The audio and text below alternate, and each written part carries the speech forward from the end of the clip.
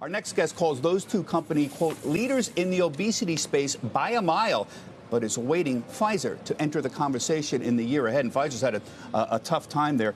Let's talk a little bit, Jared, about what happened here with Lilly. They reported better than expected numbers. I see Mounjaro sales, $1.41 billion. That was a little higher than expected. It's fair to say Mounjaro is driving the stock, isn't that? Yeah, fair? totally, Bob. I think for Novo and Lilly, this is the category that the street's most interested by a large amount. You got beats for both companies on that line item this morning, and that's where I think all the focus is going to be going into next year, too. Yeah, Wegovy, Novo Nordisk, double-digit Wegovy sales growth next year despite supply curbs. Right. That's also driving that stock essentially as well, right? Yes, and they've increased guidance a number of times already throughout this year. So they're beating their even higher numbers or their higher internal projections. That's getting analysts to raise numbers. They're beating that. So this is a beat and raise story over the near term at least. And I think same with Lilly.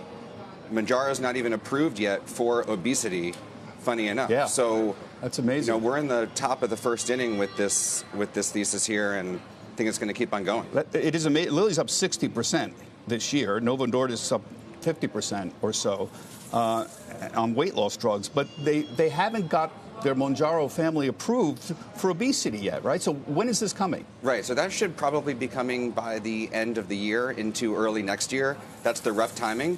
And that's when I think you'll see sales really start to inflect. And they can't really make enough of the product because these are auto-injectors. There's a logistical hurdle dynamic here, and they're beating numbers even with some of these supply constraints. So next year, I think, will be another big year.